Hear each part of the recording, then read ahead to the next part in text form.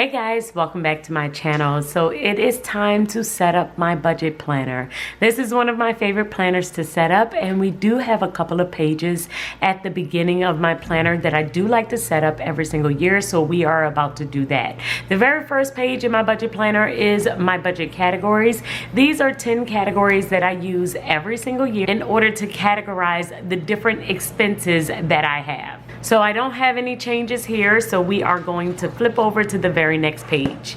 Next, we have my goals page. So every single year, I like to come up with 5 financial goals that I would like to accomplish. So I'm going to use some colorful boxes from my shop. We are going to add 5 different types of goals. So for my goals page, we are going to add 5 categories. The very first one is my debt, and that goal is to reduce my credit card debt by $10,000. Then the second category is savings, and I do want to add $5,000 to my emergency fund. The next one is income, and my goal is to add another revenue stream to my business.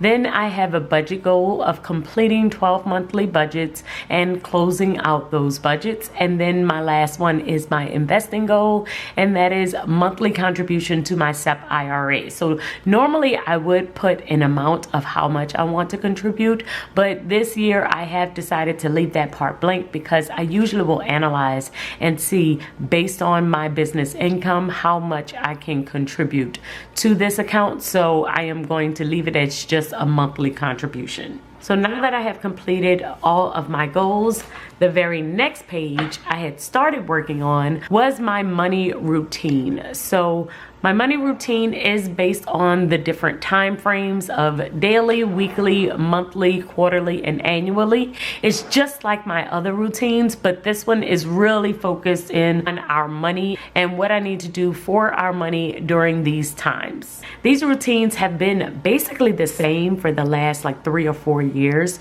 but they really do work for me, so I am going to keep them the same.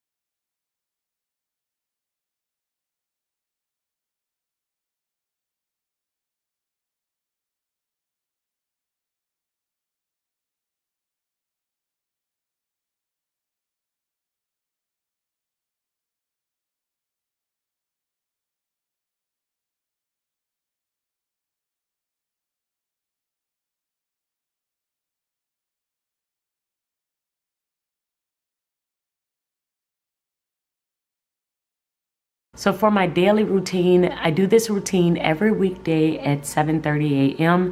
and I will review my previous day transactions, look at my budget to actual on my weekly budget, and also look at all of my bank account balances. Next routine I have is my weekly routine, and this one usually happens on a Tuesday or a Wednesday morning, and this is where I will create my weekly paycheck budget. I will transfer money over into my savings account, and I will also make a debt payment. The next routine is my monthly routine, and this usually happens around the 25th of the month, and this is when I'm setting up a new monthly budget. I am also reviewing my savings balances, looking at my debt balances, basically just seeing where I am with my goals, and also reviewing all of my expenses for the very next upcoming month, because this is when I will see if I have any additional events that I might need to add to my budget or any holidays that I might need to add add to my budget. Next routine is my quarterly routine, and this is where I will create new sinking fund accounts.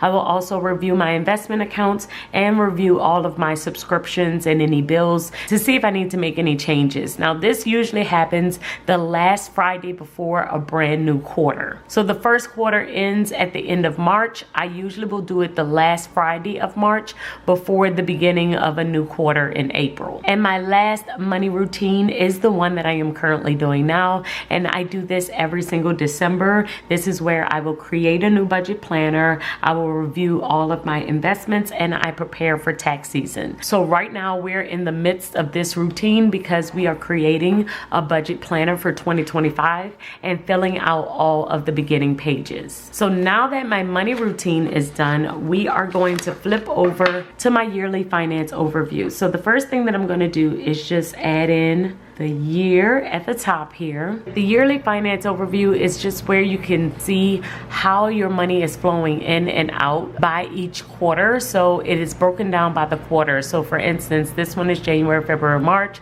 I can keep track of how much income I have coming in, how much we end up spending, how much I save, and how much debt I currently have. This is a great way for me to see if I am moving in the right direction. And I love using this because this is a great way to course correct before it's too late. So there have been times where I have not realized that we're just spending too much money. Maybe we are spending more than we are currently making, and I'm not paying attention because I'm just looking at my paycheck budget. But when I fill out this sheet at the end of the month and I am looking overall at how much I made for the month and how much I spent for a current month, this is a great way for me to see if I might be spending too much. But I usually will fill this one out as I go, and so we're going to leave the rest of it blank for now, and then we're going to move over to my bills and subscriptions page. So every year our medical insurance does come up, and we have to review it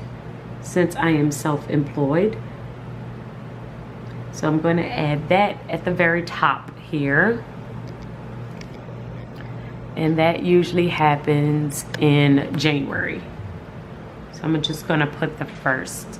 Currently, I don't have any quarterly subscriptions, so we are going to move over to my monthly subscriptions. So I am going to confirm the amounts later on. I remember last year when I did this, I filled in all of the amounts, and then some of them did change at the beginning of the year, so I am going to leave this blank for now. But I will add them in and then check them off as they happen throughout the year. The next page that we have in here is my debt reduction tracker. And so I do have 2 credit cards that I'm really working on right now. And so I am going to add the balance here. And then as I pay it down, I'm just going to keep up with what the ending balance is at the end of every single month. And I'm going to do the same on my snowball tracker. We're just going to keep track of the month and the credit card that I am working on. After the debt snowball tracker, we do have a yearly savings page, and this is where I will usually keep track of my emergency fund. So currently we have $5,000 in our emergency fund, and I am planning on adding an additional $5,000 to this by the end of the year. And I'll do the same thing that I do with my debt reduction tracker, is keep the ending balance in these boxes as we go. My first savings tracker, I am going to keep up with my business savings. So my goal is to have $3,000 in here. We currently have 1. So I'm going to add a little bit of money in here every single time I make money within my business, and I'll just keep up with the balance here. For my second savings tracker, we will use this one for sinking funds, and this is the amount that I keep in cash.